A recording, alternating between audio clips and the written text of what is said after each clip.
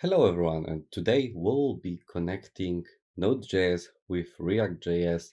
So we'll create very simple API that we can fetch, that we can connect to our React. Of course, we'll need two things. First of all, the most important, we need long-term supervision of Node.js, which you can download from that site. And also the second one, you'll need to have React. I mean the npm npx react tools installed, but I will show you everything in the moment. Okay, so going to our IDE, we have to create some folder. Inside that folder, we'll have to create some folders. So it will be frontend, and the next one will be not inside, but also backend folder, where we will just handle our backend. Okay, right now we have to open our terminal, and inside our Visual Studio Code we can split that terminal to two. And first of all, we will go to frontend in the left side, and on the right side we'll go to backend. Okay, what we have to do? First of all, because React needs time to get installed, we need to initialize to create our React application, and in the meantime we can create and we can work with our server in the node parts. So right there we write npx create react app, and with that we know that the application will be inside our folder. It will not create any other folders. Of course you can create another folder, for example you can call it react app or something like that, it's up to you, but we'll stand with npx create react app and that. Okay, when our terminal is working inside our frontend, we'll just go to backend. And right now we need to initialize our backend. So npm init, and we'll go through all of that initializing process. And we're good to go with that. And inside our backend, we got our packet.json file. Okay, to connect our database backend to our frontend, we need some kind of things. So first of all, we need to install our framework for the best library for me for Node.js, I mean Express, and also, of course, as a cross-origin resource sharing that will allow us to uh, allow the client to connect on a different port and to access the server. Okay, so we are good to go, and our modules are being installed. Okay, inside our backend folder, we'll create index.js. And inside that index.js, we'll start to create the magic. Okay, so first of all, what we need to get the express. So we will require express. And the next thing also we need a course, which will be our middleware that we'll be using later on to be able to connect our frontend to backend. Okay, and the next thing that we'll need to do is initialize our express with less s's, please. Okay, the next thing we'll use our middleware. To use our middleware, we use app.use, and we'll use course.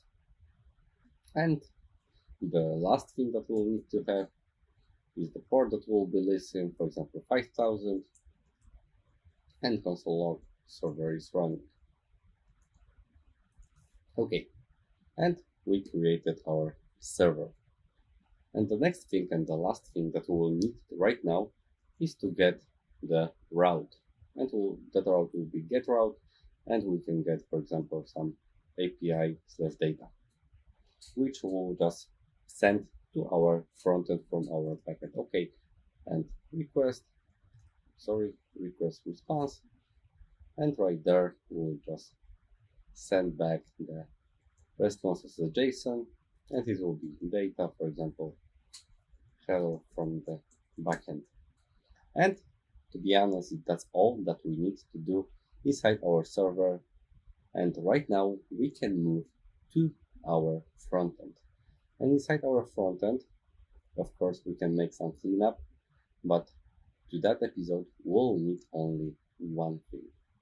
Of course, we'll be using at the frontend also one library that is for me very useful when we are talking about handling HTTP requests. So we'll npm install Axios. And with Axios in mind, we can create our file right there. First of all, we'll need use effect and use state. I will show you why. From, of course, React. And the next thing, we'll import Axios from Axios to handle our HTTP requests. Okay, we can delete all everything over here. And right there, we'll need to create our states. Our states will be changed when our API as our frontend will connect to our backend. And to make it happen, we need to create the state that use effect will change when Axios will get the response from our data for our backend server. Okay, so data, set data, and it equals to use state, and it will be empty string because inside our index.js we're sending the string. And right now we need to use effect, and inside our use effect we'll get the data back. So Axios.get API, sorry, slash API, if I remember, the data is, and then we will just get the response, and we will set our data as a response that data that we are sending data, so as data, because inside our response we will get data, and inside that data we will see the data, and we would like to have that data that's inside our response data. Okay, so the last thing that we need to create is empty brackets because we will be using our use effect only once. Okay, inside our return, we need to create some kind of header in my case, and we'll send data as a response to see if everything's working correctly. Okay, you'll be maybe thinking that everything should work correctly, but not at all, because we need to add some proxy, because right now we'll be sending the app.get to our localhost 3000, because localhost 3000 is used by our Node.js application.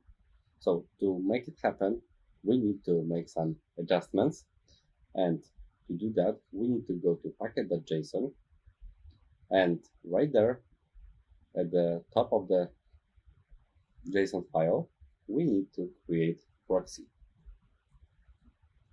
that will say tell our React application to connect to our proxy server. In our case it will be http://localhost 5000,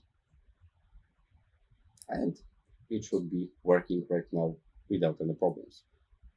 To check it out, we'll need to npm start, node index.js, because we are inside our folder.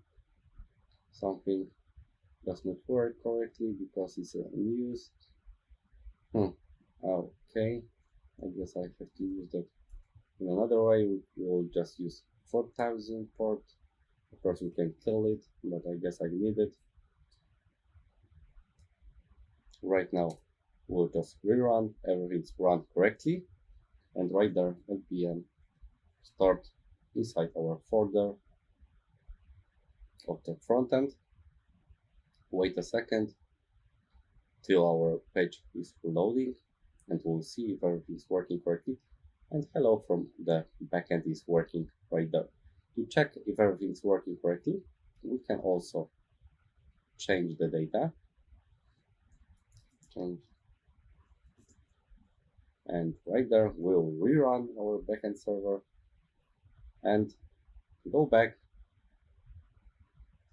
and reloading our page will cause that our data is changed. And right there we can connect our backend to database, whatever you would like to, and everything should work correctly and as you would like to. And that will be all for that episode. If you have any questions, or leave